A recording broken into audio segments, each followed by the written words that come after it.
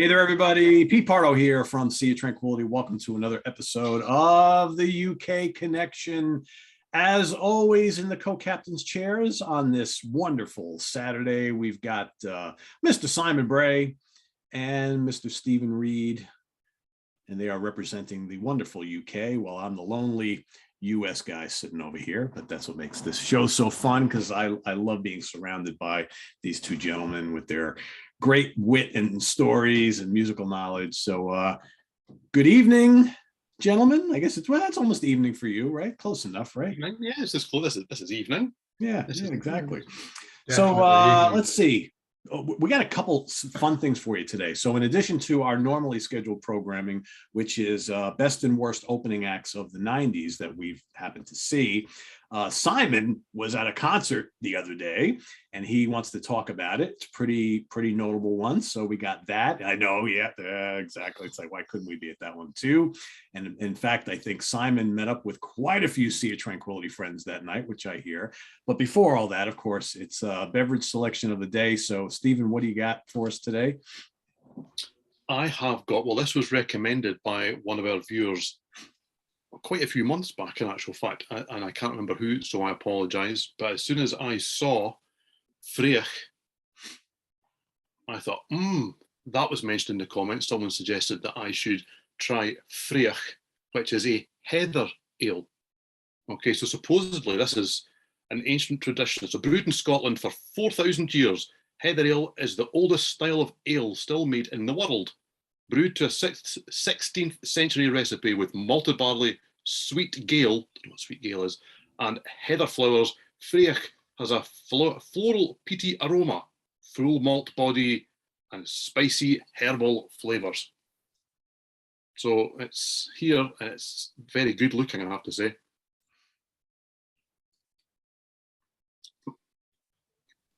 And actually it's quite floral. Yeah. You can definitely taste that there's heather or something along those lines in there. That's very nice indeed. Really quite different. That's very good. Thank you very much, whoever that was. Could you imagine being like at a pub or something, and you have a handful of those, and you're feeling pretty good, and you saunter back up to the bar, and you're like, "Excuse me, I'll have another Freya or Freya." We've all In the got lots States, they would think you're of here. completely hammered, but you're actually just saying the name the way it's supposed to be pronounced. Yes. So there we go. That's I have a.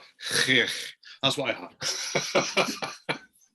All right, Simon, how about you? Well, I'm going to Nottingham this week. Even though I haven't been to Nottingham for about 25 years, and I've got a Magpie Raven Stout. Look at that. Yeah. Ooh, Oh, nice. that's very metal looking. Yes. Very metal, isn't it? Yeah. Isn't it? Raven Lord. You can see what I'm in there, because I saw Hammerfall just the other night. Yeah. Yeah. And once again, I'm going to pour it under the screen. And this week, it's not going to look like milkshake. There we go. Yeah, see, I'm still too much of a coward.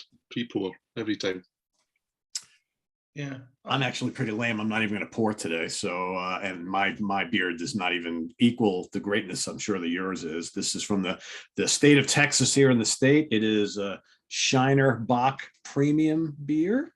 That looks It's good. like a kind of like a malty caramelly lager, so to speak, I guess. It's called Bock beer. I don't really know what the hell Bock beer is. Look, whoa, so bring that back, Simon. What do you got there? That looks pretty damn spectacular. Yeah. Oh my. Shall we apply the taste test? Yes, Yes. please. Oh, yes. Definitely stouty. Oh, I hope it tastes as good as it looks, because it looks fabulous. It does. Mm. It does. Yeah, That is very, very nice. Cheers. Yeah. Cheers. Cheers. That's moreish. Yes. Yeah, as is this evidently, so I'm going to have to slow down here. I'm going to get another one. Yeah. All right. So, Simon, why don't you talk a little bit about this wonderful Hammerfall Helloween co-headlining gig that you frequented a couple days ago? Okay. Yes, definitely. A couple of days ago. Yeah. It's been a long time since I've seen a proper metal gig. It's been a long time since many of us of seeing a proper metal gig, has it not? Mm-hmm. Yeah. Yes, indeed. It has. I've seen Stephen's favourite, The Darkness, previously, and it didn't really compare to last night's geniusness. As I was saying before we came on, it was a co-headlining tour, in theory, and we were stood outside the venue at 4 minutes to, and we thought, should we go in or should we have yet another pint? And I made the executive decision to go in, which was a good idea because Hammerfall came on at 7 o'clock. 7 o'clock. That's usually when the like fourth band down comes on, but no, they came on and they were great. That's 7 o'clock. That's an olds friendly starting time. Very much so. Yeah. Very much so. Yes, indeed. And I noted that Helloween were going to come on at 8:45, and I texted Mrs. Simon and said, "Could be an early night." How wrong I was eventually. Yeah. Yeah. Very much so. But yeah, Hammerfall were just spectacularly good. I mean, especially if, like me, you're a huge fan of, well, you know, guitars that look like, what the fuck is it? What do they call it, kids? What do they call it? Big stone things. Oh, hammers. Yes, that's the word. How did I not call it hammer? Yeah. Yeah, that was definitely the olds, wasn't it? But yeah, just yeah. If you're, and I was saying to my good friend Steven at halftime, there is nothing, and I mean nothing, quite as entertaining as three guys holding guitars, roughly doing this. I seriously cannot think of anything in the world that is that entertaining. Yeah, it's all for fun. Other than when Helloween did it and there was 4 or 5 of them doing it, you know what I mean? But you know, just rocking out with your guitar is absolutely great. And one thing I have always enjoyed about Hammerfall and enjoyed very much last night are the antics of Joachim Cans, the lead singer, because every time I've seen them, and I've seen them quite a few times now, he always looks really surprised that people have turned up. Wow. Every single time I've seen them, he does that shtick, and it's great. It's amazing, Simon, because I bet he doesn't do it at any other show. No, but he doesn't. I bet he's just surprised when, you know, on those nights when I turn up, and on the DVDs I've got. Yeah, yeah. But you know, can there be anything better than coming out and saying, "Good evening, Templars of Manchester." So ridiculous, it's absolutely great. The set list was fantastic. They did a medley version of the riffs from Crimson Thunder, which was great. And then I realized that, oh, you've done Riders on the Storm. You're not doing that one tonight, are you? Cast it off into a frigging goddamn medley. Yeah, but they did Bloodbound, Metal Age, Any Means Necessary, just Last Man Standing. Oh, glory to the brave, because that's how you've got to say that. Yeah, I've always found the song "We Make Sweden Rock" weird. Yeah, we are Hammerfall and we make Sweden rock. Well, we're in Manchester, my friends. You know, just yeah. They're making Sweden rock from Manchester. That's how powerful that song is. Nice commitment, isn't it? That really is commitment. Yeah, they finished off with Hammer High and Hearts on Fire, Burning, Burning with Desire. Oh yeah, you know it makes sense. And then Helloween came on. Well, there was. I said to my friend Steve, I said, Stephen, they will be on time, and we all know why, don't we? Because they're German. That's right. I thought curfew. See, guess what? I thought curfew. They were 4 minutes late, and actually at the end they broke curfew. That is rock and roll, isn't it? Yes. That is very much rock and roll. We got to finish our song, right? That's it. Yeah, they did. Do you really think they're not going to play I Want Out? Yeah, of course they did. But what a set list. Skyfall, Eagle Fly Free, Mass Pollution, Future World Save Us, Where the Rain Grows, a really big Kai Hansen medley. Just great. Heavy metal is the lot, and I think we can all agree with that one, don't you? We really do. Just really, really great. Dr. Steen, he grows funny creatures. He really, really does. How Many Tears was brilliant, unbelievable. When they actually all sing together, It's really, really special. It really is. Because I actually thought that both the Helloween vocalists, let's pretend I'm on the X Factor show. A little bit pitchy, occasionally. I don't know what that means, but occasionally it just sounded a bit wibbly wobbly. But it was just the best production I've ever seen at that venue by a very, very, very, very, very, very long way. I've never seen anyone use cameras like it's an arena in that venue. Really, really, really good. Keeper of the Seven Seas is probably still going on now. Yeah. It's really, really, really a fantastic evening, but in many ways, and I'm going to turn into Smashy and Nicey, Stephen. I'm sure you recognise that cultural reference. Maybe nice. Bruno Brooks or Simon Bates or something, Tony Blackburn. I'm so genuinely touched by the amount of people that came up and said, "You're the UK connection. Thank you." Really, really touched, especially from my new friend Gary from Cheshire. Yeah, who I saw about 15 times. So yeah, really fun-filled evening. Very, very happy. Great. If you're in London 2 days ago, you'd probably know how great it was. Yeah, because that's a UK tour, isn't it? No, it's not. No, with a capital No. 2 shows in England does not constitute a UK tour. Yeah. So please remember that, Helloween, and come back and play Scotland. There are big venues up here too. Thank you. Please, that would be nice. We'd like that. One last thing, because I got very close to the front for Hammerfall, and I think where you stand kind of affects your ultimate enjoyment. Because, as you know, I'm a complete midget, and I actually lent on one of the portable bars for much of Helloween set, and I was stood behind what I like to call the most pissed people I have ever met. So if that was you in that I'm on my long sleeve shirt, I hope you're feeling better.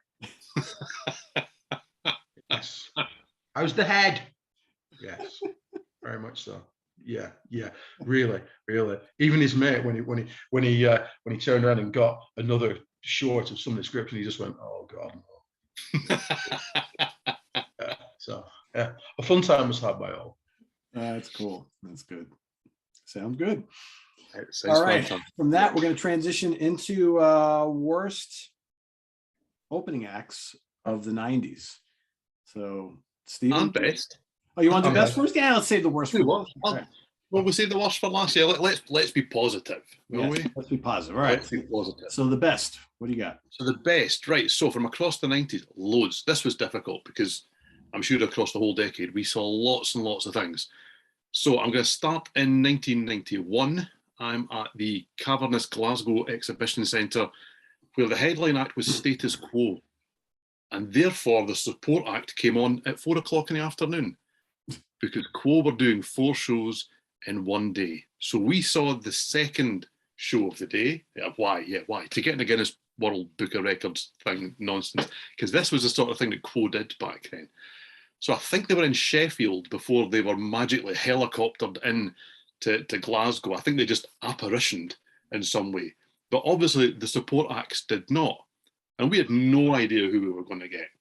So, so the fact that we walked in and Nazareth hit the stage, we were kind of like, okay, this is not just, I mean, they are local, but this is not just some local rubbish. We expected someone you'd never heard of or just grabbed off the street. You want to play in the middle of the afternoon for no apparent reason.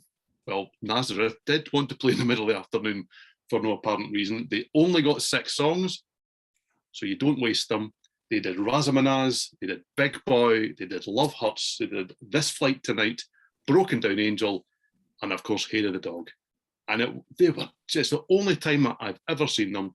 They were absolutely outstandingly good. And admittedly, the kind of event that it was lent itself to a support act stealing the show.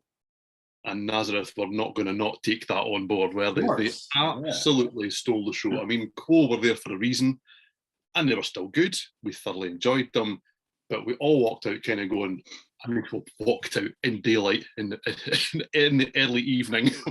Very weird. Going, wow, that was fun. Nazareth were good though, weren't Nazareth? Absolutely brilliant. And they absolutely were. So yeah, I'm delighted to have seen them, because that was also with Dan McCafferty still in vocals, obviously, way back then. And Manny was still on guitar at that time too, right? Yeah. Absolutely, That's very cool. So it was a great lineup we saw, and they were outstanding. They were everything that I hoped hoped they would be. I'd never expected to see them, but that you would hope that they would be. So yeah, that was a real pleasant surprise. So from there, I'm going to go to 1992. I'm going to go to the 16th of May in the same cavernous venue for a show that actually did happen in the evening, like normal shows are meant to happen. And we rocked up to see Kiss on their Revenge tour with the Hot in the Shade stage set. Go figure. But that's what we got in the UK. But they were fantastic. And the 90s for me, if we maybe go back and do a few honorable mentions and various things as well here, I am unashamed, and I think that I'm out on a limb on this channel, that I loved and still like all of the music from bands like, for example, Danger Danger. That's who opened for Kiss. And I loved those albums. I've got I never really went much beyond the first two, to be fair, but they are great throwaway nonsense. And that's what they are. But yeah, so people like to call them hair metal. I do not. But I must admit that with song titles like, for example, Slipped Her the Big One, Horny Son of a Bitch or Horny SOB, and Bang Bang, yeah, we're not really on the high brow here. But I will freely admit that I probably raised my fist and sang Slipped Her the Big One. Yeah. I had a great time. They were absolutely fantastic. I mean, they've got Andy Timmons, or had Andy Timmons on guitar. So, I mean, Bruno Ravel is in that band. I mean, there's some real talent in these bands that were doing what was the music of the day. This is what the music of the day was. And it's easy to look back now and go, oh, a lot of rubbish. But if you wanted to make it big realistically, this is what you had to do. You had to make this sort of music. And people like me were buying it because people like me actually liked it. But they were great entertainment. And I really enjoyed them all the time that I ever saw them. And I really do, I hate the phrase hair metal. But when I thought about this show earlier in the week when I was putting these bands together, my abiding moment from that night, or from their set anyway, was turning to my partner Vicky all those years ago and going, oh, wow, they were great. What did you think of them? And she went, well, wasn't their hair fabulous? That's all she got to say, right? So it has to be said that that night, Danger Danger were well-conditioned hair metal. There was no two ways about it. That was her abiding memory, was Ted Poley's blonde locks going backwards and forwards as he was headbanging to Slipped Her the Big One. As you do. So yeah, I will not apologise. I liked and like that kind of music, which is reinforced by going to 1993 when I saw Poison as the headliners at the Glasgow Barrowland, and it was Enough's Enough who were opening. And same again, they are, to me, wrongly lumped in with stuff like hair metal. But Enough's Enough, if you closed your eyes and ignored the lipstick and the massive pink shades and the peaked caps, and yeah, okay, it is difficult to ignore this stuff. I do totally understand that. And the fact that they spent their entire lives going, for some strange reason. Enough stuff always seem to do that. So yep. It's like budget Elvis. I never understood that thing. You know, and boas and all this. So close your eyes, and they were just a modernised Beatles, done heavied up and done really well. And they clearly had spent a lot of time on stage because they were a really tight outfit. I mean, yes, there's names here like Chips Enough and Donny V, but with Derek Frigo and Ricky Parent, they were absolutely outstandingly good. This was right at the right time. They'd only done 3 albums at this stage. They'd done their self-titled debut, Strength, and Animals with Human Intelligence. And along with a Beatles cover, that there was basically split between those 3 albums. They just took a couple from each or 3 from whatever it may be, and they just rocked the place to pieces. They were absolutely outstandingly good. And it's a shame, I think, that bands allowed themselves to be kind of crammed into this image that has now completely overshadowed what is some really good music. And it is laughed and sneered at, but there are songs here like Fly High Michelle that they played, Superstitious, Innocence. These are great songs. And I still like these songs now. But would I want to dress like them? No. Yes, I'm. They're laughed and sneered at by hipster wankers. Are they, Well, are they not? yes. Well, yeah, I would say so. That certainly is my humble opinion on it. Yeah, absolutely. And I won't apologise for the fact that it was Poison that was headline either, because I really liked that. We got them, in my humble opinion, right at the right era, because it was on the tour for the album that Richie Kotzen did. And that is it. Oh, what was that album called? Now I can't remember. That's terrible. Whatever it's called, that's an outstandingly good heavy rock album, because, well, Richie Kotzen's on it. What else is it going to be? And the guy plays guitar, and he honed the songs that you kind of expected to be a bit more throwaway as well. So they were really good, and that was an excellent bill. So from there, later in the year, so we're through into October, the 14th, in the same venue for the Glasgow Barrowland, for what really was a very different event entirely. The headline act was The Almighty, or as they liked to be called back then, The All Fucking Mighty, I think you'll find. And the reason that I was there was because this was the first time that I saw the Wild Hearts. So there was 3 bands on the bill, only the second time that I'd ever seen a 3-band bill. So this was decadence beyond belief at this stage. I'd been at my first gig 6 years prior, and only once before had I seen a bill, other than at Donington, with more than 2 bands on it. So that was decadence to start with. But my mate was there for Kerb Dog, who were a kind of Irish band coming through at the time. They had a similar kind of feel to the Almighty or to the Wild Hearts, but also with a bit of an eye on what was going to come into the 90s as well. They were really good, but I mean, the Wild Hearts made such an impression on me. I was already a fan by this stage. The debut album was out, and they were just a shambolic disaster that just clicks in every way. And that's what the Wild Hearts always were. The fact that we still don't even really quite know if they exist right now, again, tells you that that's the way that they're always going to be, because you just never know what's coming. They fall out, they make up, they go on tours as this pairing of the band and this pairing of the band under different names, but it's only the Wild Hearts when the key guys get together. But at that stage, they were a real band, proper band, that were willing to take on the world and piss on your desk if you reviewed the album and told them that it was shit. So, or their EP, as they did, they went in and trashed Kerrang offices and various things like that, because one of their EPs, I don't think they pissed on it, but they did trash offices because one of their EPs got a poor review at that stage. But that show made a real mark on me, because much though I love their recorded output, live, the Wild Hearts are just a different thing entirely. They are an absolute beast on stage. The music just really comes alive, and they did not disappoint at that stage.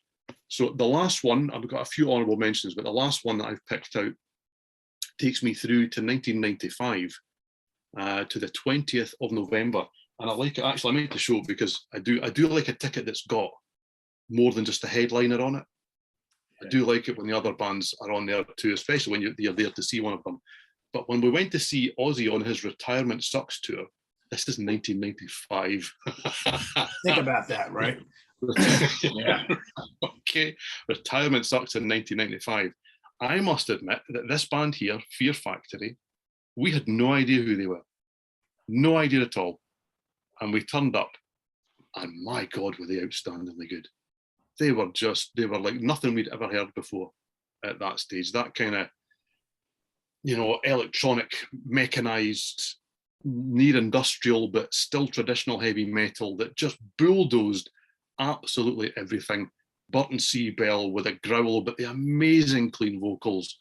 They were one of those bands that as soon as they came off stage, I bolted out of the room in the Barrowlands down to the next landing, which is where the merch was, so that I could buy, and I wish I still had it, my Fear Factory hockey top, which cost a fortune. I think it was about 40 quid back then, which was basically like selling a family member. Yeah, it was madness, but they were that good when you're on a high after seeing a band like that. And I had ran straight into Christian Oldevolbers on bass, who scrawled something that looks nothing like his name on the back of my ticket on the landing just outside where the merch was on sale. And he could not move for people in Aussie shirts going, man, you fuckers were absolutely amazing. It was, arm round him. You didn't do selfies back then because we didn't have phones and things like that. But people just wanting to be near the guy, and he was trying to get to the merch so that he could get behind the table or stall as it is in there and speak to people who were buying the stuff. I don't know if he ever got there, because the people who were going to buy the merch were stopping him there at that point because they had just been so good. And I don't know anyone that was there that night that wasn't raving about them. And do you know what? I can barely remember if that was a good night for Ozzy or a bad night for Ozzy. I do remember an awful lot of buckets of water or guns of water or whatever it was at that stage, because that's what he was doing. But I do remember just how phenomenal Fear Factory were. And we did see them in a couple of years' time headlining, and they couldn't quite better what we saw that night. This was a band that were hungry, wanted it. And I think at that stage, they knew they had something special. And they really did. This was at the demanufacture stage, and they were just about to break, and break massive. And I think that in their heart of hearts, they knew that they were sitting on something that was really going to make or break them at that stage. And they played like they wanted it to break them, and it did. So yeah, it is chronologically the last one I chose, but it's also the highlight out of all of those. And I include the Wild Harps and that, who've been so important to me all my life. But Fear Factory, that was one of those shows I will never forget. Never forget, they were so good. So that's my best 5. And as far as Ozzy's set goes, the fact that you really can't remember anything about it probably tells you all you need to know. Yes, absolutely it does. And it's not until I went through my list and picked out bands who were slightly less good in this decade, because I actually really didn't dislike anyone that we would know. There was a couple of bands that I'd never heard of before or after who were just shite. But that's just the way that it goes sometimes. It's just a local act. But when I went through here, it wasn't until, and I'm away to give something away for the not so good, that I looked at the timeline and thought, oh, Zakk Wylde wasn't in Ozzy's band then. I don't even remember that, because Fear Factory is what I left that gig with. That was what mattered to me. I don't even think I bought an Ozzy shirt. I bought a Fear Factory shirt and blew all my money in one go. So you don't still have it. Yeah. Well. Yeah, I don't still. I there was a moment of madness where a lot of shirts went out, and why I did that, who knows? But for all of us, yeah, for sure. Simon, what do you got for best of the decade? Best of the day. I'm going to keep best short. I've also got a category for and a category for Simon slags people off. So yeah, and it can be revealed, can it not, chaps, that Simon turned up today to do the wrong show. So oh well, fuck it. Yeah, completely prepared a different show. So I'm kind of winging this. And this will now probably, if I ever get invited onto album homework assignments again, this is an album of a band and an album I've always thought of shoving to somebody else, because I don't know anybody else that knows it. Obviously, you chaps will be all over the situation. But in 1991, I think it was, at Manchester International 2, more of that when we go into the 90s, I saw Nils Lofgren and his band. Didn't touch him this time. No, there was no foot playing around, because I was stood very much near the back. Yes, I was. But the support act were called Walk on Fire. Nope. Excellent. They were really good. And if I'd have prepared for the right show, I would have brought their album down. But what's the album called? Walk on Fire. You see what they did there? Ah, clever. Very, very, very, very clever. I was really, you know, it might not be called that. Oh, it's called Blind Faith. There you go. Such is life. Yeah. It's really, really good. Very poppy, AOR kind of thing. I really liked it. Played it again recently. It's just good. They were good. They were just really good. Sure, they've got something to do with, weirdly enough, Secret Affair. If you remember. So I can't help myself. I'm going to Google while you're talking, Simon. I am always listening, of course. What were they called again? Walk on Fire. Where were they from? Do you know? They're from the UK. Okay. Managed by that. I did the research. Yeah, okay. Him that used to manage the Who, was it? Kirbishley, I think. Here's the album cover. Come on. Now, until I googled that, I had zero idea that that's what that would be. Because I probably could have picked that up in Gold Rush, who some people who watch the show do actually know that record shop from Perth from back in the day, for probably about £1. Because it just sat there for absolutely nothing. And it's fascinating now with hindsight how many great albums that shop brought in that nobody bought, including me, because these bands were not getting any coverage whatsoever. But these guys were obviously getting to hear these bands and going, oh, they've got something, let's get that in the shop. People will like that. And if you didn't walk in when they were playing it, well, you didn't buy it. Because I remember that album cover completely when I've never heard them, but I'll sort that out. There you go. Yeah, get back to me on that one. And they were just very good. And it made me go out and buy the album. And whilst they were on a big record label, it's not. I genuinely can't remember how I did it. I would have had to go and order it from somewhere, and I did. Yeah, so yeah, they were really good. Everything else from this decade in terms of support acts, I'm probably going to lay into them. So that's the best. Oh, wow, that's some strike rate, Simon. All right, what do I have here? So let's start at the beginning. September 2nd, 1991, at the Orange County Speedway in Middletown, New York. A little, at the time, sort of little known super group called Damn Yankees for nice. Bad Company. And of course, I knew very well who they are. I think their album had been out for a little while, so I'm just kind of kidding with the little known. Everybody knew who Bad Yankees were. But I remember thinking at the time, I'm like, well, Bad Company, I think of this was the Holy Water tour. So that did pretty good business. But I mean, Bad Company were not like big, huge, humongous headliners at the time. So I kind of like questioned this whole like Damn Yankees opening up for Bad Company. And let me tell you, they did not disappoint.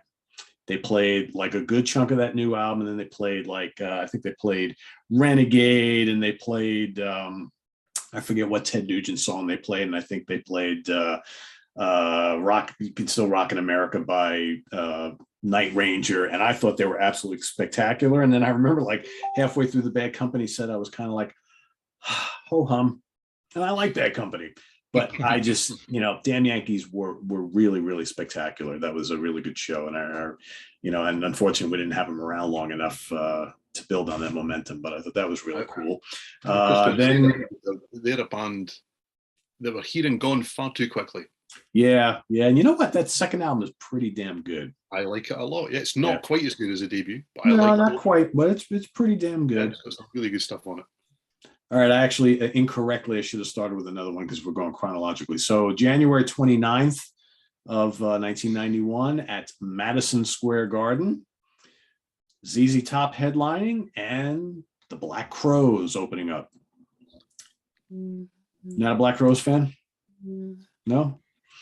I've got things to say about the Black Crowes as headliners when we do the 90s actual proper thing. Gotcha. Okay. I thought the Black Crowes won't be good. Won't be good. No, I see as an opening act, and I like the band. I like their albums a lot, and but at the time, I may or may not have had Shake Your Moneymaker. I don't remember because they were just starting to break.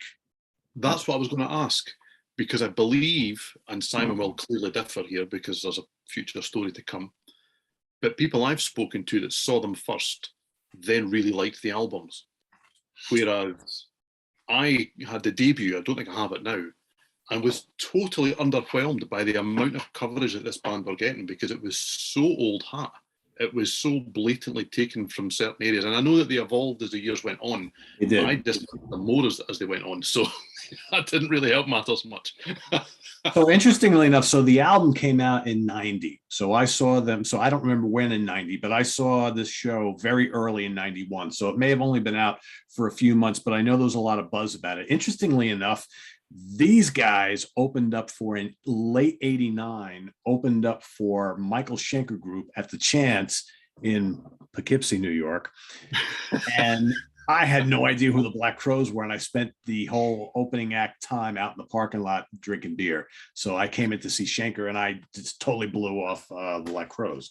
So anyway, long story short, I thought they were pretty damn terrific opening up for ZZ Top. It was my first time seeing ZZ Top too, and quite frankly, this is not the era that I like ZZ Top from. I like the early era and the latter era, that middle thing where they are on stage and they're doing all the gimmicky stuff, and there's all the sequencers and synths, and it just seemed very kind of gimmicky to me, and I really didn't enjoy ZZ Top at all that night, but I thought the Black Crowes were a lot of fun.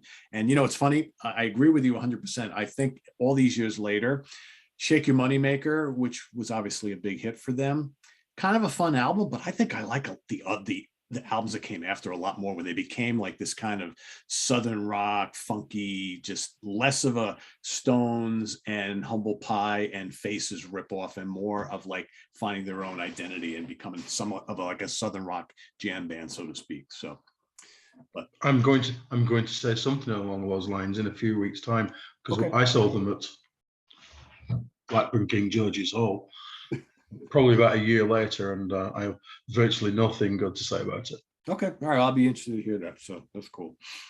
All right, next up at Jones Beach Amphitheater in Long Island, New York, a wonderful venue right by the water. It's a gorgeous place, but Long Island, trying to get out there is like traffic hell. So anytime back in the day where I bought tickets to see something in Long Island, I'm like, oh boy, 3 hours getting there, 4 hours coming back. Oh, it's going to be a long evening. And it was just about every time. But this show was a co-headlining show between Emerson, Lake and Palmer and Deep Purple. And opening up the show were Long Island's very own Dream Theater. And Dream Theater did not disappoint. Maybe a little bit heavy and, technical for that crowd, but I totally loved them. And as I was joking with these two guys before we went on air, I was looking at my concert listings of everything I went to and all my ticket stubs from the 90s. It seems like I saw the same like 5, 6, 7 bands over and over and over again throughout the decade. Dream Theater, Jethro Tull, Allman Brothers Band, Deep Purple, Fish, Marillion. It's like every single ticket stub is all the same bands over and over again throughout the 10 years. And I'm like, did I see nobody else? So apparently not. But yeah, the Dream Theater were great. So this was 98. So this is, still fairly, early on in their run. I believe this was the Falling into Infinity time frame. So they got on this tour because I know that album was really being pushed and was more of like a commercial album than some of the ones that came before, but a great bill for them. Nonetheless, they were really good. They did not disappoint. And last but not least, at the end of the 90s, March 24th, 1999, at Irving Plaza in New York City, a very small little place, but a place I've gone to see a gazillion shows at. Government Mule as headliners, who played till like 2:00 in the morning. They played for like 4 hours, never ending. Just a short set by their standards. Oh, just a short set, but they were amazing. But man, I was just you're standing up and you're just like, oh my God, it's like I got to work tomorrow morning, But opening up the show was a very young teenage Derek Trucks and his band. And I thought he was just terrific. And, little did we know that, a few short years later, all of a sudden, Derek Trucks would kind of be a real big deal and eventually would join the Allman Brothers alongside, Warren Haynes from Government Mule. And I just remember like sitting there and I wasn't familiar with, I heard the name. Of course, I know his uncle because I'm a big Allman Brothers fan. But man, this young kid started and he had pimples on his face and, he just looked like he was 14 years old, and he starts roaring on the slide guitar, and I was like, wow. I was like, this kid's got some talent. And as we've seen, that is indeed the case. If you've listened to him, the various Derek Trucks band albums, his first album had just come out, or Derek Trucks, Tedeschi Trucks band, and his work with the Allman Brothers band. I mean, the guy's a major, major talent. So kind of cool that I got to see him very, very early on. So there you go. Those are mine. Now for the bad stuff. Well, yeah, but I was going to say before I do bad stuff, you got a couple that Simon's got. No, I don't mean that. That's all that Simon's got. I mean, I'm looking forward to some not so good stories, is what I mean from that. I will do some. Just shit bands. Just bands. Okay, before we get to some shit bands, I'm going to do some honourable mentions because the 90s were rammed with great opening acts that I saw. So the 9th of January in 1991. I saw Winger opening for Scorpions. As I said, the early 90s were, I'm all about what we now sneer. Well, we don't, especially not bands like Winger, but a lot of people sneer at the hair metal. And Winger were a great I like Winger. I think Winger's a very talented band. Yeah. They were an outstanding band. And the amount of talent in that band just was ridiculous and remains ridiculous, has to be said. And they they gave the Scorpions a run for their money. I can't say that they stole the show because, I mean, the Scorpions are outstandingly good live, and they always have been. And not that I've seen them for a good few years, but from everything I read, they remain that too. But Winger were so much better than history will tell you that they ever were. And live, they were a real force. So from there, I'm going to pop forward a couple of years, the 27th of April, 1993, for a show that I will probably cover the main band that later on, so let's not go too in depth on that. But I saw a band called Censor, who were, I don't think they exist anymore. They were a kind of pioneering crossover metal with a bit of rap and some of that kind of thing that used to happen. And I shouldn't like this sort of stuff because that's not my scene. Oh, wow, they were just amazingly good. Powerful. They had two singers, one who kind of did a bit of the rapping but also sang, and a female vocalist who was a fantastic singer. And it just worked and it just clicked. They were heavy as hell. And I really still like their debut album, which I have on some fancy coloured vinyl edition, because I was so blown away by them. They were really good. Later, just a month down the line, I was back in the exhibition centre for Maiden on Bruce's I'm Getting Paid to Be Here, but I Can't Be Bothered tour at that point. And the Almighty opened. So that was just a couple of months or 3 or 4 months before I saw them headline, even though it's not why I bought the ticket.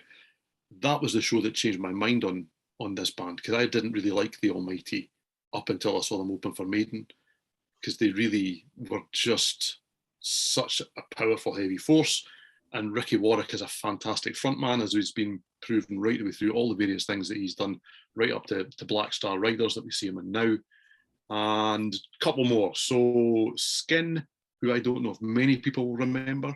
Remember Skin, Simon? Yeah? No? Okay. Fair enough. Because you guys don't really know who Jagged Edge were either, do you? I remember the name, but I never listened to it. Okay. So Jagged Edge were Matty Alfonsetti on vocals and Mike Gray on guitar, and a talented band, but they were the guys to come out of it. Mike Gray then moved into Skin with Neville MacDonald, who was the singer, who you may or may not remember from the band Cougar. No? Okay, that's fine. I'm not going to type Cougar into Google right now. Just Cougar. Cougar. Cougar. Okay. That's fine. Oh my! Fine. All right. The Cougar album, that's an outstanding album as well. Seriously, education time here, right? Okay. So I've got homework, Simon. You need to listen to the Cougar album. I'm all over it. And tell me that Neville MacDonald is not an outstandingly good singer, who I think is now a teacher and really should still be standing on a stage, because what a voice that man had. But he was a singer in Skin, along with Mike Gray, who is a fabulous guitarist, still working and doing solo albums and various things. If Mike Gray releases something, I'm all over it. He's brilliant. So they opened for Little Angels on the 8th of December in 1993. That was a great bill, and that was repeated when Little Angels got back together. Skin also got back together. What's the album called? Cougar. Oh, Cougar. I think it's self-titled, but hold on. I can find that out for you. It'll take a second or two, I would imagine. Yeah. Right, and because I've got so many things on the go. Dead Air, nobody likes Dead Air. Yeah. Right, yeah. The last one that I'm going to talk about was 1998, and we are in the Glasgow Barrowland, which is officially the wrong venue for Iron Maiden, because we're clearly in the Blaze years at this point. And it was a band called Dirty Deeds who opened, and Dirty Deeds kind of evolved into Voodoo 6, and that was Tony Newton, who is part of the Maiden sound team and various things like that. I presume these guys knew each other prior to them, but Dirty Deeds were just a good, honest UK hard rock heavy metal band. Another one of those bands that released a couple of albums that were way too good not to get any attention, and they just didn't get any attention. But there you go. So that's my honourable mention. The Cougar album, Simon, was it called? Across the Water. Across the Water. It has boobies on the cover. Yes, I was just going to say it's got a naked. So I did end up Googling shit that's going to get me in trouble, didn't I? Well, maybe yes. Yeah, yeah. You may have to delete your search history now. Yes, you may. Yes, and if that is the case, then that has made my night. It's not like anybody can like see what I've actually done, is it, or listen to me saying, "Oh yeah, I've just downloaded a Cougar." I was telling you, I'm now downloading. I'm downloading the album, and I shall report back next week. Well, to be fair, it will now go out on YouTube, but let's just ignore that. Yeah. So I've picked out two that were below par. I won't go chronological here because the first one was more to do with my expectations, and this is how I knew that Zakk Wylde wasn't in Ozzy's band in '95, because in '94, opening for Whitesnake was Pride and Joy. Okay, so we turned up expecting Zakk Wylde to do something along the lines of No More Tears or whatever it may be, because, you know, I was 21 at this stage. So you think, you know, Zakk Wylde plays guitar like that, so we're about to get that. And we turned up and got some kind of Southern, and I like some Southern rock. I like quite a lot of Southern rock, but I really thought we turned up and got some Southern nonsense. And it was at the Edinburgh Playhouse, which is a nice plush venue that these days only puts on shows, not bands. And it's all velvet seats and boxes at the side and, you know, ornate cornice and all these various things. And here's Zakk Wylde prowling up the aisles playing guitar in the crowd. Stay on stage. Don't do that. I really hate people that come out in the audience. I've never liked it, never understood it, because the only people that can see them is the guy next to them. So don't do that. Just don't do it. But it just didn't impress me at all. I mean, we've got James Lomenzo on bass. That guy's fantastic. Brian Tichy on drums. That guy's fantastic. Zakk Wylde, I really love his early work with Ozzy. I'm a bit with everything else, to be honest with you. The latter work with Ozzy's poor. I didn't really like Black Label Society, but there you go. The guy can play guitar, and we just did not get what we expected at all. And I must admit that I have never connected with that band since, probably because when their set finished, we all just kind of went, huh? What was that? Who on earth was that? Yeah, there was No More Tears. So they were, as I say, maybe more to do with me than it was to do with them, but really didn't enjoy them. But the band that was garbage is another fantastic guitarist, and that was Vi.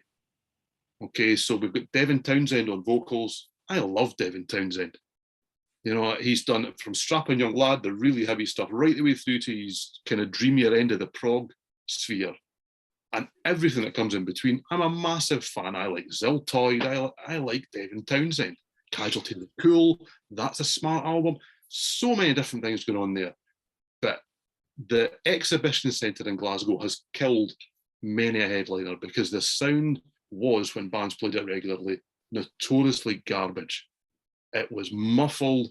They opened for Aerosmith, and we genuinely were about 3 songs in before anyone had the vaguest idea what songs Aerosmith were playing. So for an opening act that everybody knew who he was, but nobody'd really bought the album, I mean, there was no chance. I mean, he's giving it, and you've got Devin Townsend in a venue where the sound was just I mean, honestly, we had no idea when the songs began, when they finished. Devin Townsend was talking, and it was just bellowing out there and coming back at him. And it was absolutely painful. And they were just turgidly bad. They just had no idea how to overcome what was going on round about them. The sound was so bad, but they just thought that the best thing to do was attack it absolutely head on. And as the crowd got more restless, they clearly got more annoyed. Mr. Vi was not having a good night. He was not getting any adulation whatsoever. And Devin Townsend was a young lad back then. And I would imagine he probably at that stage, he would now, because he's an absolute master on stage, and his banter and interaction is second to none. Back then, it really looked like he was wanting to take us on, because we just were not willing to play ball with him. And Glasgow's not necessarily the right place to do that. And the further down the line it went, the more you really thought they need to kind of get off quite quick. This is not going well at all. And it is one of the few times where I've seen a genuinely established act, well, not that Vi the band were, up on stage and being utterly lamentably poor. It really was awful, awful, awful, awful. And I still, to this day, have no idea what they played, because you just couldn't make anything out. And rather than pull back, they ran headlong at it, and it's just the wrong thing to do. So See what a bad sound mix can do to you? It can ruin. Oh, you can kill the best band out there. But when things are not in your favour to start with, what chance do you have, to be fair? So, but I don't think they weren't given a chance. But I don't think that they read the situation very well at that point. But there probably wasn't enough chemistry within that band to give them a chance. Yeah, you're probably right. So to be fair, they were just garbage. Happens to the best of them, right? It does. So there you go. That's my 90s opening bands, top to bottom. Cool. All right, Simon. Excellent. In possibly not chronological order, 1992, I made the long trip down to London town. Sorry, up to London, because it's the capital. By myself. Mrs. Simon let me go and play out by myself. I know, leaving the little one in her car, and off I trotted. And I went for two nights at the Town and Country Club in London, which is now the Forum. Mm-hmm. Yeah, Lynyrd Skynyrd were headlining. It was their first UK dates after the Reformation, and in support were Blues Traveller. Oh, Pete, I sense some recognition. Fucking hell, yeah. I don't mind that instrument I love so much. Don't mind the harmonica, maybe 12 seconds in one song, but not for 45 fucking minutes. I'm with you. Jeez. Oh Christ! Just one night I was on the balcony. I thought, I'm going to throw myself off here. God, this is dull. Really? Oh look, here it comes again. Yeah. Oh, thanks. I wonder what this next one happens. Oh, Jesus Christ! I mean, the only good thing about it was that I went to both nights. And did you not come up late for the second night? No. Well, being as I don't know if I mentioned, I'm a bit short. You've got to get in prime position, haven't you? And let me tell you, there's a story about me being in prime position for Lynyrd Skynyrd on one of those nights, and it didn't go well for me. But that's going to come again when we do the 90s. But Blues Traveller, oh no. Large amounts of no. Glad we're all on this. Are they still going? Oh, excellent. I think so. Yeah, I don't know. Okay. Yeah. They'll play that harmonica as we speak. I know, right? And this is not to say that I hated them. I know that I saw Pink Cream 69. I know that I did. Mm-hmm. I know that I did. I don't remember anything about it. I know who I saw them with. I know where I was. I know what happened to my car later. Because cars, Stephen. Yeah, but I don't remember seeing them. How can I not remember seeing Pink Cream 69?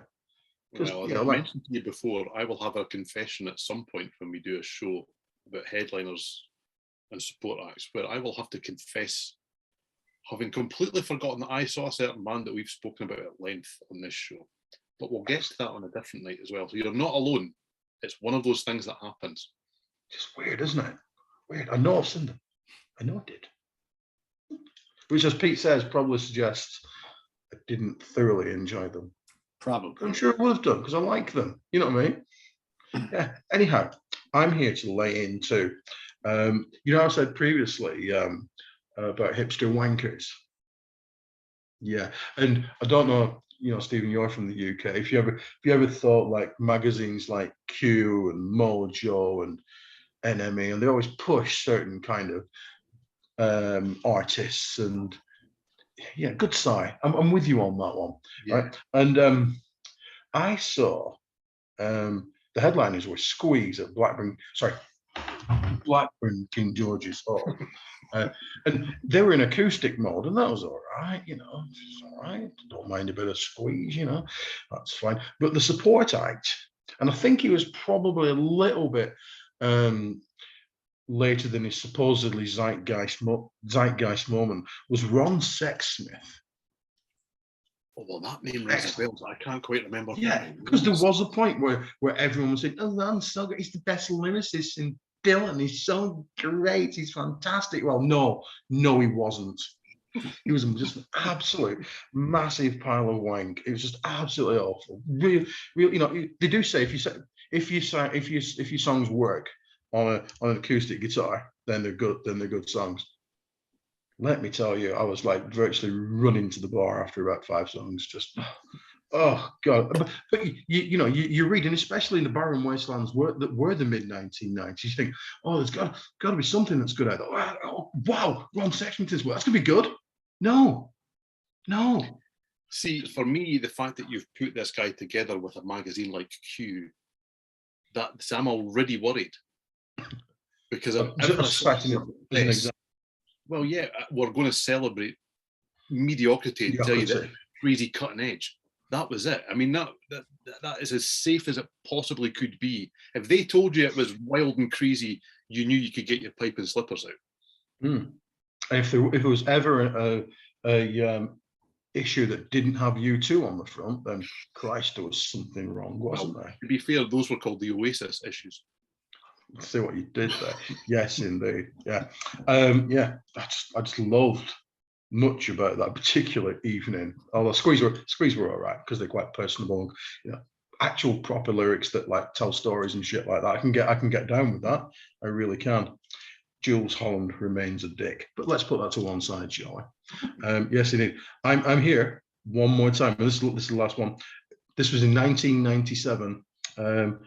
Also, Lynyrd Skynyrd were the headline act at Manchester Apollo, and In Support was the biggest ass I have ever seen. And I don't mean when he turned around. I just mean somebody who appeared to have complete and utter contempt for the audience and let them know in no uncertain terms. And if I say to you that at one point, the only bit I really genuinely kind of remember in terms of the musicality, at one point I turned around and went, yes, that is Adrian Smith on guitar. That's right, Bruce Dickinson. Well, I don't know what was wrong with him that night, but he was he had a real pig's head on. He was in a right bad mood. He was just not a happy bunny, just not happy in the slightest. And he let everyone know. You really did. And you know what? We all have bad days, don't we? Yeah. I think, Bruce, I've shelled out some money and I want to see you sing the songs as I remember them, preferably with some form of gusto and no whining in between the songs. If we're not clapping loud enough or singing along with your relatively mediocre solo material, try harder. Try harder, Bruce. I'm waiting for 25 years to say that to him. See, it's funny. I draw a parallel there between I can't actually remember the name of the song, but it's by the band The Tangent, and it's all about like they're really talking about Steve Reid in the Afternoon, where realistically the DJ on the radio, I mean they could probably have sliced off their finger that morning when they were making their tomato sandwiches, kicked the door on the way out and stubbed their toe. Maybe they fell over the cat. Then, I don't know, maybe the car got set on fire at a gig. And then they still got to turn up at the show and go, hi, everyone, it's Wednesday morning. We're having a fantastic time. It's great to be here. So all the fantastic, funny things are going to happen today. And you think, well, Bruce, that's your job today. That's your job today. How shit it's gone up till this point. Your job today is to entertain Simon, isn't it? So, yeah, it doesn't matter how shit the day was. His job that day was to entertain you. You get on stage, you got to turn that shit off, and you got to... Absolutely. Easier said than done, but that's what the job is. Yeah.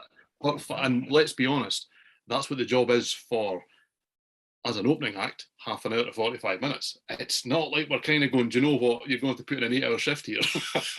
Yeah. Oh, God, I've worked for 35 minutes. Christ. Yeah, come on, fellas. Let's go to the sauna, shall we? What more can you expect from me? I've been up here for at least 16 minutes so far. Yeah, so yeah, I didn't enjoy that fun-filled evening. No, so yeah, and that's it. Everybody else passed muster for the decade. Okay, cool.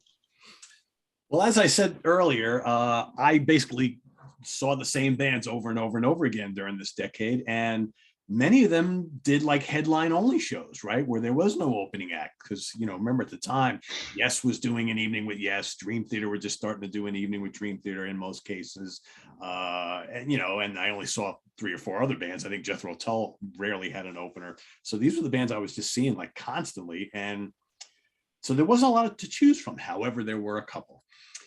Going back to July 6, 1990 at the Middletown Speedway, Middletown, New York, Orange County Speedway, Middletown, New York. Whitesnake was headlining.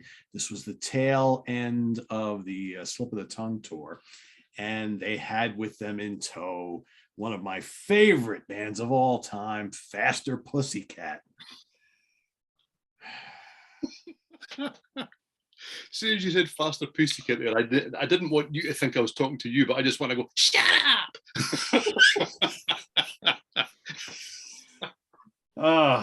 I mean, I just find, you know, I know they have their fans out there, and that's totally cool. Even the stuff that I heard from them before I saw them live, I thought was just boring and like very derivative of like so many other bands. And when I saw them live, after like 2 songs, I was like, how long is this set going to be? Bring on Whitesnake, right? I mean, do you ever sit through those opening acts that you know are kind of popular, and you're just like, you just don't get them, and you just get off the fucking stage? Well, that's how I was that day. I find that most of them, Peter, are called the Choir Boys. Yeah. I'm sorry, I don't like that band. I've seen them 100 times, never intentionally, not once. But there you go. You know, when there's bands that you see all the time, even sometimes when you don't want to or need to, for the Choir Boys are that band for me.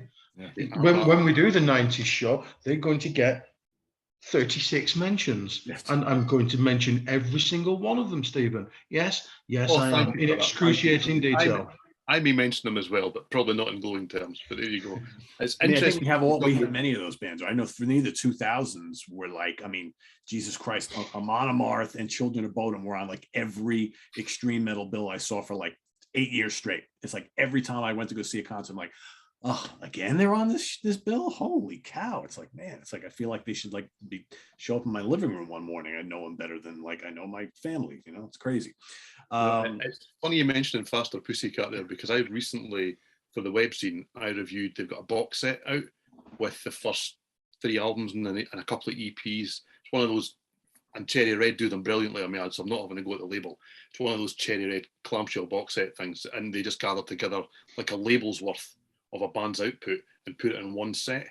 And I thought, well, I probably didn't give them a proper chance, so I'm going to get that. I'm going to review it. It's garbage. Really, I think the 3rd album in there is Whipped. You think, oh, okay, well, they've actually written some songs for this album. But the first 2 are just like, oh, it's every bit as bad as I remember them. Just generic, unmemorable, and whatever you want to call it, you know, sleazy. I don't know. I've bigged up this kind of scene tonight, but there were reasons why it finished. Yeah. And they're one of them, right? Yeah, exactly. Yeah, to me anyway, yeah, absolutely. Kind of along those lines, about a year later, May 3rd. Sorry. Have either of you seen Peacemaker? No. Well, one of the ways that they build the character of Peacemaker in the TV series is by his choice of music, and in the opening. The Peacemaker show. Yes, I've seen that. It's brilliant. Yeah. So he does the Choir Boys. He sings. But he, the way that they build him is he likes hair metal, and he likes, you know, kind of outre stuff, and like, which isn't mainstream. But the bit when he turns up in his Faster Pussy t-shirt, I was just sat there going, I know somebody.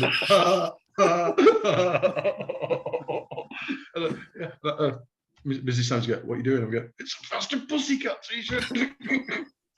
Why is that funny? Because it is.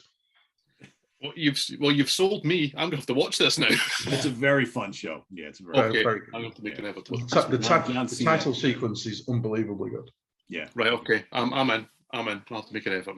Yeah, it's good. It's fun. It's one of those like kind of like superhero shows that's a lot of fun. It's really violent, and his character is just so goofy, and they play him off to be unlikable, but you wind up really liking him, right? He's like he's like a sympathetic character, and you feel bad for him, and everybody shits on him throughout the whole show. It's really good. It's really good. I liked it a lot. Yeah. There we go. More homework. Yeah, Don't watch much much TV, so I'm going. There's only like 8 episodes. You can watch it pretty quickly. Hey. Even better. That's good. Binge them. Yeah, will do. All right, May 3rd, 1991, at the Nassau Coliseum in that place called Long Island again, Uniondale, Long Island, as a matter of fact. In fact, the Nassau Coliseum no longer, is it still there? I don't know if it's physically still there or they tore it down. I'm not really sure. They kind of moved the operations to another place not that far from there. But anyway, the night was headlined by the Scorpions, which, God, I'm thinking, was this the tour? What was the name of the album with Alien Nation on it? I think that's what the tour was. I forget the name. Feel the Heat, maybe? Was that 1990, 91? Might have been, right? I don't know. Doesn't really matter. Anyway, they were fine. I mean, this was kind of like towards the tail end of me giving a shit about the Scorpions for a number of years.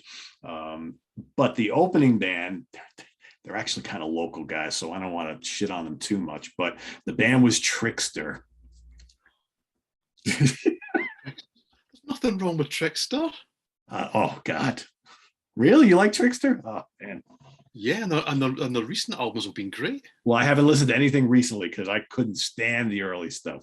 Just like this bubblegum, just hair metal stuff that just like, I thought the songs were silly. They look silly. I mean, they were good musicians, right? And again, like I said, a couple of guys are local here. So, I know the Orange County people kind of dig them, but I just never liked them. And man, they didn't go over well on stage at all. They played like maybe a half hour and then that was it. And like nobody clapped when they were done. It's just like, oh, no good. And for me, by 1991, I was so done with that kind of stuff that I was just, because, the 90s were a strange decade for me. I started listening to a lot of different music, mostly prog rock and jazz and like more underground metal. But yeah, I was so over it, and I just like, bring on the Scorpions already. And even after this gig, I was kind of like, all right, I think I'm kind of done with the Scorpions too.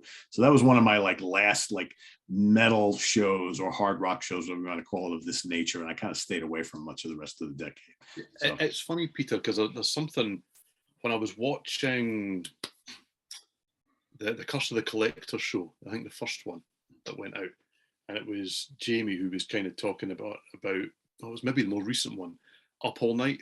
That wasn't, Slaughter. That wasn't, scratching his itch and various things. Now, I don't know how old Jamie is, but I'm a few years younger than quite a lot of people in the channel. Not a lot, but we're all basically the same age. Yeah. So, there's, I think, less than a decade between all of us. So we're all basically the same age. But those 3 or 4 or 5 or 6 years seemed to me to really make quite a difference between whether you got to the early 90s and went, I'm done with all that, or whether you were kind of at my age where I was kind of going, this is all new to me. So I love Eliminator era ZZ Top, and I love Trickster, and I went to see Kiss with Danger Danger as much because Danger were on the line, it was Kiss Flare, and it is just those 3 or 4 years that seem to have gone from people going, I was ready for something else, whether it be prog, jazz, fusion, or grunge or whatever, right? Yeah. All these things. That's where Jamie went, because I think Jamie's absolutely, he was going, but Soundgarden and all these things, that scratched the itch for him. Whereas for me, I tried to like that stuff because, all my friends were getting into it, and you think, do you want to go see Pearl Jam? Yeah, okay, yeah. But you were not ready to let go of that other stuff. No, I still never have. I still listen to and like all of this stuff. And I really think at some point, I've got a box set behind me somewhere up here. Here we go. Hollywood Rocks, right? These are the bands that didn't make it, right? I love this stuff. And it's just an era of music that I think there was so much great stuff out there that got completely lost in the shuffle because, they looked after their hair. And yeah, but I really, really, really dislike the lazy, and I understand why it's used, but the lazy hair metal tag, I absolutely hate it because these bands didn't all sound alike. It is like just labeling all under grunge, for example, and saying that Nirvana and Alice in Chains are the same thing. That could be further apart if your life depended on it. But anyway, I'll end the rant there. There's a rant show in there for me somewhere.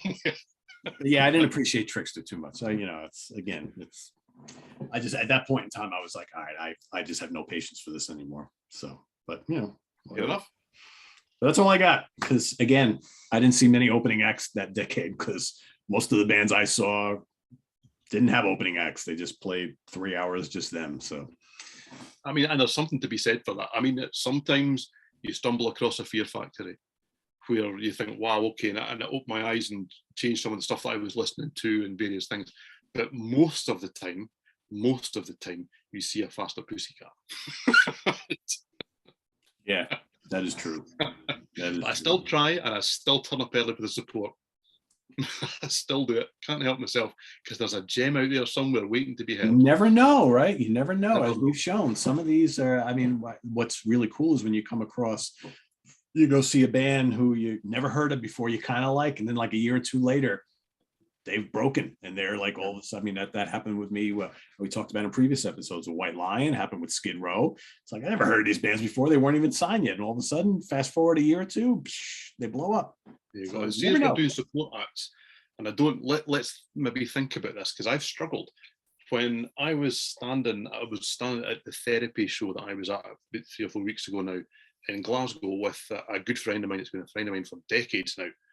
And Darren turned and asked me, he said, the support band had been on and come off. And we were having this kind of conversation of, but you just never know. This is why we both always turn up early enough to see whoever this band are going to be. And he said to me, so how many support acts have you seen that went on to be bigger than the headliners? Right? And I've really struggled with that. So let's not answer it now because we've already done quite a lengthy show tonight. But it's an interesting question. There's a little bit of homework for all of us to come back with, not necessarily for next week because we're going to talk about some fantastic Europe music next week, but for the next one where we do a gig show, let's have a little think. What band did you see as an opening act that went on to be bigger than the headliner that night? Because I have really, really struggled to think about it. I'm going to have to go through the list from start to finish and see if I can come up with any, because off the top of my head, my answer is none, which is quite amazing from a few hundred shows. Well, I just mentioned. I think you have, Stephen. Okay, well, I'll maybe find out as I go then. That's fine. Yeah, I think you might find more than you think. I mean, I just mentioned two. I mean, Skid Row became much bigger than White Lion. And White Lion became much bigger than Crocus. So right there is two of them. But I think I'd come up with more. Yeah, well, I'm going to, there you go. It's a little bit of homework for a bit of fun. And so for everyone in the comments, don't answer that down below. Wait for a couple of weeks. Yeah, and we'll circle back with that. Next week, so, yeah. But next week, however, it's back to favorite and least favorite albums once again. And that band from Sweden that we know and love called Europe. So that's happening next week. Looking forward to it. Yep, it's interesting because some of our regular viewers who like to have a little chat with me on Twitter, which is very much appreciated and is great fun, there has been a real mix of people who are on board throughout the journey and understand the early albums and the latter the albums and the mid-period of the band. And there are others who have kind of gone, yeah, I know what they're all about, and they don't really. But they've been open-minded enough to give things a bit of a listen, and they've started to go, hold on, maybe begin to see what you mean here, you know? So it's a show that I think is going to be worth watching because there's a lot to discuss. It'll be interesting to see how alike and different we are with this one. Yep. So we'll see. And just so everybody knows, we don't discuss these beforehand. We just basically said, here's what we're going to do. See you when we tape, and then that's it. So I have no idea what Simon and Steven are doing or myself, and we just show up and here's what we got. So as you can see by the Saxon show, we were all over the map, right? So well, somebody seemed to quite like the Power and the Glory, and somebody wasn't quite so sure. Someone loved Destiny, and someone was like, yeah, you know. So So stay tuned next week. Favorite and least favorite album and a wild card from the band Europe. I'll say it again. If all you know is the final countdown, and whether you love it or hate it, it's not what Europe's all about. Tune in next week and we'll give you the full story. So that's coming up 1 week from today. And till then, visit us on the web at www.seatranquility.org. Check us out on Facebook, but more importantly, we're here all together all the damn time on YouTube. I'm getting it. I slipped this morning with another show and I went right into the Twitter thing again. I'm like, I don't use Twitter. I got to get that out of there. So yeah, I know I'm terrible. I'm the only idiot on Twitter. I got the olds, and it's hard to teach an old dog new tricks. I've been saying the same shit for like I'm on Twitter. 7 years now. You know. Are you on Twitter, Simon? I'm on Twitter. I did not know that. I shall need to seek the Simon of Tranquility out on Twitter. It's not my name. I see. There you go. That's why. I mean, I could keep saying it, but the truth of the matter is, I haven't used the Sea of Tranquility Twitter thing in like 3 years. So I'm like, nah, the fuck is the point? You know. So, I got too much else. I got too much else to do. I'll leave it to you guys to you know. Yeah, I was about to say, there you go. If Simon's on Twitter, I shall try and find him. If people want to chat music on Twitter, I'm more than open to try and fit it into when I should be doing Other stuff. work. All right. Well, thanks for watching, everybody, and we'll see you same bat time, same bat channel next week. Make sure you subscribe to the channel if you haven't already. Click on that notification bell so you get alerted every time we post a new video, although we are pretty damn predictable. So if you didn't do that, you probably wouldn't miss anything anyway, because you know when everything's posting here, right? It's like every day of the week we got certain stuff. We've got links below to our Ko-Fi page as well as our merch page where you can get all sorts of cool Sea of Tranquility gear. And yeah, that's about it. So for Simon and Steven, I am Pete. We'll see you all next week here on the UK Connection. Have a good rest of the weekend, everybody. Bye-bye.